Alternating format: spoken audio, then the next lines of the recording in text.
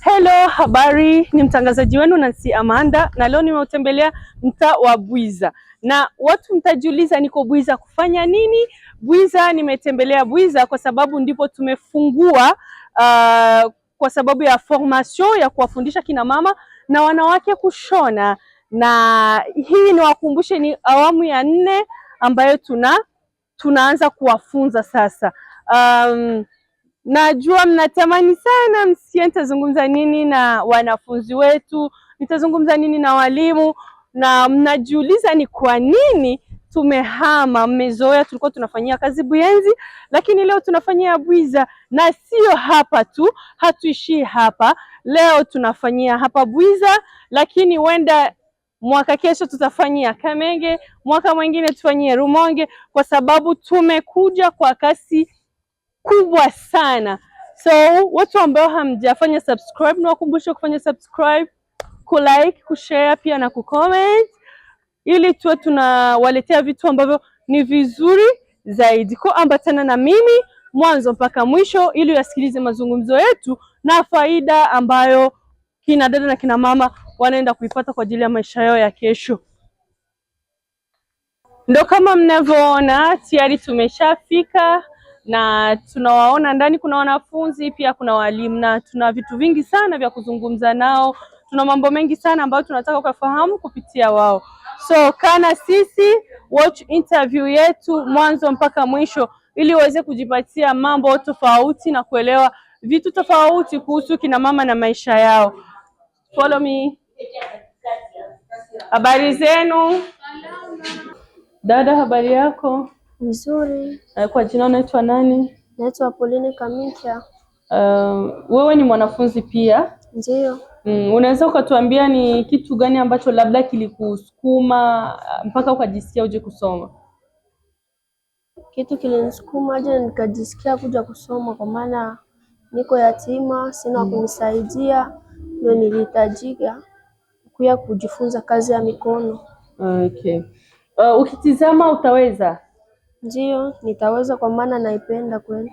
Okay. Ya, kitu kikipenda ni lazima ukiweze. Wanasema unapopenda kitu ni lazima uweze kukifanya. Unaweza kutuambia labda ni kitu gani ambacho ushajifunza kwa hizi siku ambazo umeanza kusoma? Hiyo siku ya kwanza tumefika, wametufundisha jinsi ya kutumikisha mashine. Nilikuwa sijui kupedale, lakini kwa wakati tulifika hapa wakatufundisha, tukajua kufanya kupedale. Hapa ishakuwa kirahisi kwetu kupedale. Kitu ya pili wakatufundisha kushona karatasi, kunyoosha mshono karatasi. Nao tukajitahidi tukaweza. Ya tatu wakatupatia bitepe, kupinda kitepe, nao tukaweza. Sasa hapa wameshaanza kutufundisha jinsi ya kupima mtu mamezire kumwili, na njoo kipindi netu kwamo maabreviation na jinsi ya kupima watu kumwili, ndio kipindi tukoeko. Okay, tumeona pale kwenye ubao kumeandikwa vitu kama ni sepe, kama ni sete, yani hivyo ni vitu ambavyo sisi hatuwezi kuelewa. Labda wewe kama mwanafunzi ambao ulifundishwa unaweza kutuelewesha vile ambavyo vipo kwenye ubao vinamaanisha nini na ni kwa nini viko pale? Ndio. Hiyo hapo wametufundisha ni makode ya couture. Huko sepe. Sepe ndio inamaanisha contour poitrine, donc mzunguko wa kifua. Na sete ndio inamaanisha contour taille, mzunguko wa taille. Na seve ndio inamaanisha contour ventre, ni mzunguko wa tumbo. Na sebe ndio inamaanisha contour bassin, ni mzunguko wa bassin. Na CH ndio inamaanisha contour hanche, ni mzunguko kama vile hii mkono, mzunguko wa mkono. Na LT inamaanisha longueur totale, inamaanisha urefu wa kitu nataka kushona, kama ni libaya, kama ni robe, yote longueur totale ndio inamaanisha urefu wayo. Na sepe inamaanisha kama nilisema contour poitrine. Kuko nayo CM inamaanisha contour manche, manake mkono, mzunguko wa mkono, contour manche. Na LM inamaanisha longueur manche, kama mkono itatokea hapa kama mpaka wapi, ndio inamaanisha. Na CSS inamaanisha contour cuisse, cuisse ya mtu mzunguko wayo, ndio CSS. Na epe inamaanisha epole, mezira ya epole kwenye natokea mpaka kwenye itaishia. Okay. Ukitizama kipindi ambacho mtasoma na muda ambao umeshausoma, unaona hicho kipindi kinatosha kwa kuwa umeshajua utakuwa ushajua kila kitu? Hapana, kweli haijatosha, lakini inanisaidia yenye nishakuwa nayo, inanisaidia kuendelesha tena. Okay. Maana yake kipindi ambacho mtasoma una uhakika kwamba mkisoma miezi 3 au 4 wewe utakuwa ushakariri kila kitu, kitakuwa umeshajua. Kwa hiyo miezi 3 ama 4 ambayo tutasoma nitakuwa tayari nimeshakuwa na nusu kufatana na jinsi wa mwalimu wetu akawa anatufundisha kweli na wanatuelewesha vitu vizuri. Najua kwamba kwa hiyo miezi 3 nitakuwa kweli tayari nimejua kushona hata kitu. Okay, tunakushukuru sana. Mama, habari yako? Sijambo, nashukuru Mungu. Kwa majina unaitwa nani? Naitwa Nkurunziza Joel. Joel, jina ya kisasa sana. Tunafurahi kupata nafasi ya kuzungumza na wewe, lakini tungependa pia tujue ni nini ambacho wewe kilikusukuma na kuja kujifunza kushona. Na mimi naanza kushukuru ya association ASOV. Ni association kwa kweli inakuja kusaidia, inakuja kusaidia watoto mayatima, inasaidia sisi wamama wajane. Nashukuru sana. Kilinituma nije kusoma, nikuja kujifunza kazi ya mikono ili nipate kunisaidia baadaye. Okay. Ukitizama labda mara nyingi wanapenda kusema umri unavyokwenda ndio inakuwa mtu hawezi sana kukariri kichwani. Wewe inakuwa ni rahisi kwako kukariri ambavyo wanakufunza? Kwa gisi nimeona tangu mwanzo tumeanza, naona kabisa itakuwa ni rahisi. Juu walimu wenye tuko nao wanaturahisishia kwa kutufasilia, kwa kutufunza kirahisi ili tusikie sisi wote kwa jumla. Ikiwa ni watoto wakingali wadogo, ikiwa si wakubwa, wanafanya namna yao yote ili sisi yote tusikie. Ukitizama ulivyoanza kufunzwa na leo ni vitu vingi ambavyo ushavijua kiasi kwamba miezi ambayo utasoma utakuwa ushajua. Kwa hiyo miezi tutasoma, naona kama kuna kitu kikubwa nitakuwa nimetoa emo. Nitakuwa nimetoa emo. Kwa gisi tumeanza vitu vyenye nimeshajua, naona kama kwa miezi 3 kuna kitu kikubwa, kuna kubwa yenyewe naweza nitafanya, nitakuwa nimekuwa nayo, ili kwa kweli nianze hata kidogo kidogo kujizoeza kushona. Na baada ya kujifunza kushona, unategemea kuanza kazi ya kushona au na wewe ni mmoja kati ya wale ambao walijifunza lakini wakakaa nyumbani? Kwa sababu kuna ambao wamejifunza huko nyuma, leo hawafanyi kazi ya kushona, wanakaa nyumbani. Wewe utakuwa kati ya wale ambao watakaa nyumbani au utafanya kushona iwe kazi? Kitu cha kilineta hapa kikubwa ni natafuta kazi ya mikono ya kufanya.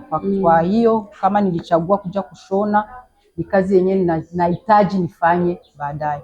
Okay, tunashukuru sana kwa muda wako. Asante kwa mazungumzo. Kwa hiyo nikaona nisimalizi na sijazungumza na mmoja kati ya wazazi ambao ni mwalimu wetu anatufunza kushona. Niliwaambia mimi pia mwa hii promotion ya 4 nimesoma, niko nasoma, ni mwanafunzi.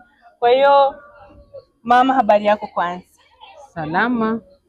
Okay. Sijui tena awaambia anaitwa nani, maana nishawaambiaga jina lake sana. Watazamaji ambao labda leo ndio itakuwa ni mara ya kwanza kuona interview yetu ya ASOV, kwa majina unaitwa nani? Mimi naitwa Mulunda Elizabeth. Wewe ni mwalimu ambaye unawafundisha hawa wanafunzi na mimi nikiwemo kusoma kushona. Ukitutizama wanafunzi wako unaona nini? Mimi naona maendeleo kwa sababu gizi walikuja na sasa uko tofauti. Okay. Ndio. Unadhani faida ya kushona ni gani? Labda wewe ambaye unajua ulishashona miaka mingi na leo mpaka umekuwa mwalimu na kutufundisha sisi kushona, faida ya kushona ni gani? Kushona kuku nasaidia, ni kazi ya mikono. Hiki unasaidia wakina mama wasiojiweza. Bali ya kuikala kila mara na kila wakati kunaomba hata sanfra ya savon unalomba, ya mafuta unalomba. Kama unakaa kumashini utakuwa napata ile ya savon, utakuwa najitegemea na itakuwa na kukusaidia kutubitu kidogo kidogo kwa maisha. Kuna hapa ambao waliweza kupata nafasi ya kusoma kwa sababu Asove ilitoa fursa ya kufundisha kwa bure, lakini ukute wenda wakimaliza kusoma hawatakuwa na uwezo wa kupata mamashini labda juu ya kufanyia kazi. Mwisho wa siku nakutana hiyo talanta ambayo wamepata, huyo ujuzi ambao wamepata unaenda kufa bure. Hakujawahi kutokea labda wanafunzi ambao walisoma lakini leo wamekaa na haiwasaidii chochote. Huku wengine ni wachache, lakini wenyewe wanaeka haiwasaidie chochote, lakini wengine wanaenda matelier beko napata nye ndoko, wengine nabo balipata mashini banakaa beko na shona na banajiendeleza sana. Abakosaki hata kuja huku kutuona na kutuuliza vingine vine bashinda. Kuna mtu aliwahi kuniuliza swali, akaniuliza hivi Asove inawapaga wanafunzi wake hata 2 au 3 mamashini? Hapana, Asove haipatianake mashini, lakini inawapatia ujuzi. Ukijua kazi awapake samaki, lakini beko na wafunza na gizi ya kuloa samaki. Ndio. Okay. Nimeona walimu mko wawili, sikupenda niwasumbue mote wawili. Ndio maana nikasema nizungumze na wewe, lakini asante kwa muda wako.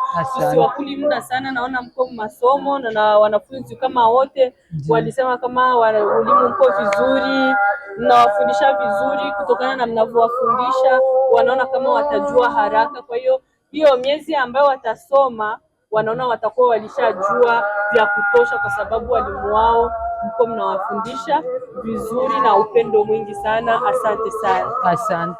Yes, wapenzi wa Asove TV, wapenzi watazamaji, watu ambao mnapenda kuwatch interview zetu mwanzo mpaka mwisho. Hapa ndio mwisho wa interview yetu na wapenda sana, lakini nisingemaliza kabla sijawashukuru watu ambao mnafuatiliaga vipindi vyetu kila siku, watu ambao mshafanya subscribe, pia kuwakumbusha ambao hawajafanya subscribe wakafanya subscribe, wao wana like, wana share. Pia ni washukuru watangazaji wa Asove Burundi, Asove Congo, Asove Tanzania, Asove Stockholm, wa Mama Walin Shopping up Sweden, bila kumsahau yeye Dajane Manduma, na pia na papa visionnaire wetu Apotre Pierre. Tunawapenda sana sana sana. Ciao, bye. Tukunasaidia benyewe mwe benyewe mnajua division ni kugawanya, soustraction kupunguza, na mukutire muko hivi vitu tunavitumikisha vinatusaidia. Wakati unatia nguo chini, hivi vitu biko natusaidia. Wakati unakamata meziri, huku fasi penye unaweza unaongeza, huku fasi penye unaweza